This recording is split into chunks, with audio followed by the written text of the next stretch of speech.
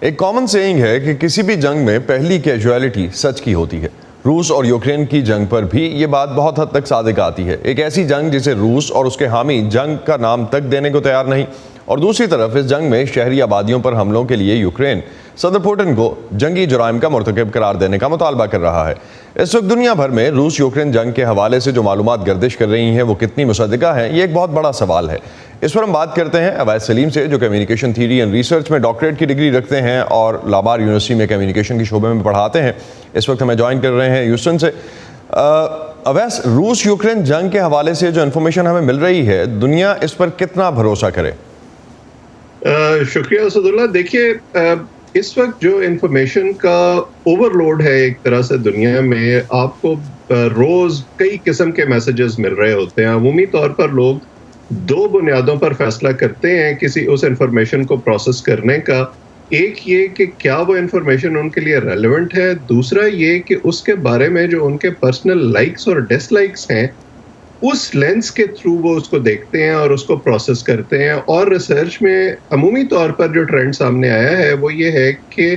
وہ عمومی طور پر میسج کو پروسیس نہیں کرتے، وہ اس پرسنالٹی کو پروسیس کرتے ہیں جس کے بارے میں وہ انفارمیشن ہوتی ہے، اور اس بنیاد پر فیصلہ کرتے ہیں کہ میں اس کو پسند کرتا ہوں یا ناپسند کرتا ہوں، تو وہ پھر اس میسج کو ریجیکٹ یا ایکسیپٹ کرنے کا فیصلہ کرتے ہیں۔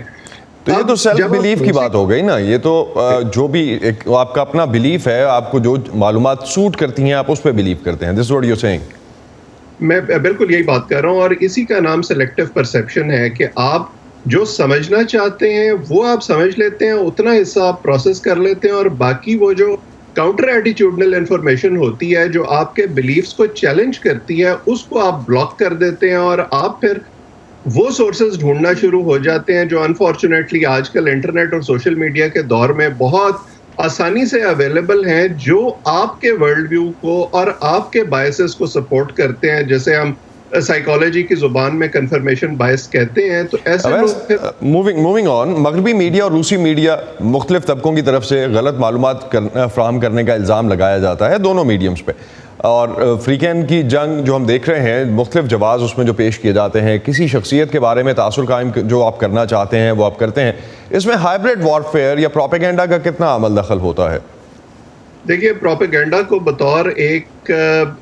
جنگی ہتھیار کے ورلڈ وار 1 سے استعمال کیا جا رہا ہے، اور جو پرسویشن کا لٹریچر ہے اس کے اندر اس میں ایموشن کی بڑی اہمیت ہے کہ آپ لوگوں کو ایموشنلی اپیل کریں، ایموشنلی اٹریکٹ کرنے کی کوشش کریں،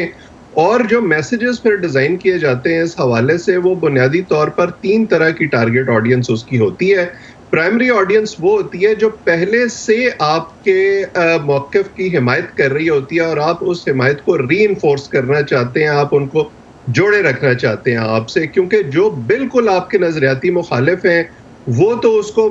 ریجیکٹ کر دیتے ہیں آؤٹ رائٹ، وہ اس کو پروسیس ہی نہیں کرتے۔ تیسرا طبقہ وہ ہوتا ہے جو کہیں مڈل میں، سینٹر میں ہوتا ہے، تھوڑا سا انسرٹن ہوتا ہے، ان کو وہ دوسرا طبقہ ہے جس کو آپ اس انفارمیشن سے ٹارگٹ کرنے کی کوشش کرتے ہیں کہ شاید وہ اپنا جو پوزیشن ہے اس کو تھوڑا سا ایڈجسٹ کر سکیں، کیونکہ عمومی طور پر لوگ جو ہیں وہ اتنی دماغی صلاحیت صرف نہیں کرتے کہ وہ اس کا جو اوریجنل سورس ہے انفارمیشن کا اس کو ڈھونڈنے کی کوشش کریں، کانفلکٹ آف انٹرسٹ کو ڈھونڈنے کی کوشش کریں، یا